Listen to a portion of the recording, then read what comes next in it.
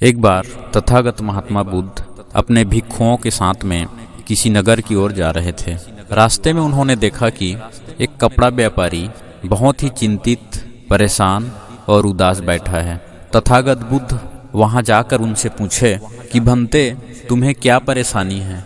तुम चिंतित क्यों हो, दुखी क्यों हो? मुझे बताओ, मैं तुम्हारी परेशानियों का हल कर सकता हूँ। तो कपड़ा व्यापारी ने कहा, गुरुवर, मेरी पत्नी मर चुकी है। मेरा एक छोटा सा बच्चा है जिसका देखभाल करने वाला कोई नहीं है, इसलिए मैं उसे अपने दुकान में ले जाता हूँ। लेकिन वह मेरा पुत्र जब भी कोई ग्राहक आता है मेरे दुकान में, उसके पगड़ी को उछाल देता है। इस कारण से दुकान में आने वाले ग्राहक नाराज होकर के वहां से चले जाते हैं। आप ही बताइए मैं क्या करूं? तथागत बुद्ध बोले, मैं तुम्हारे समस्या का समाधान कर सकता हूँ, बशर्ते मुझे एक वचन देना होगा। कपड़ा व्यापारी बोले, गुरुवर कहिए, क्या वचन देना है? तथागत बुद्ध ने कहा, मैं जो भी काम करूँगा तुम्हारे भले के लिए करूँगा।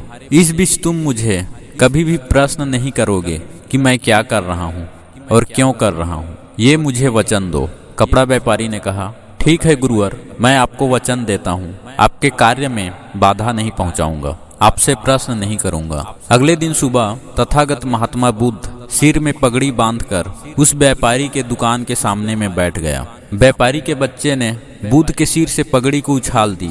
तथागत महात्मा बुद्ध मुस्कुराए और उस बच्चे से कहा, जाओ उस पगड़ी को ले आओ।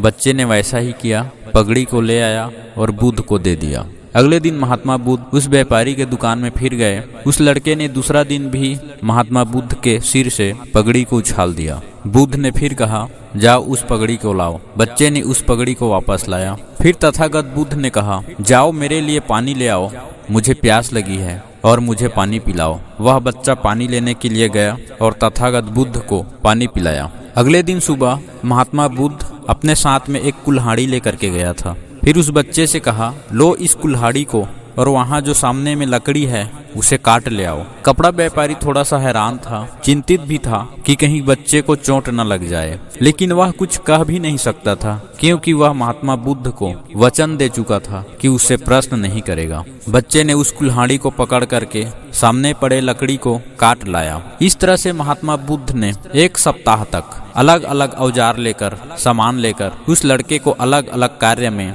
उलझाए रखा। 8वें दिन जब महात्मा बुद्ध उस व्यापारी के दुकान में पहुंचा तो वह लड़का पगड़ी को उछालना भूल गया था।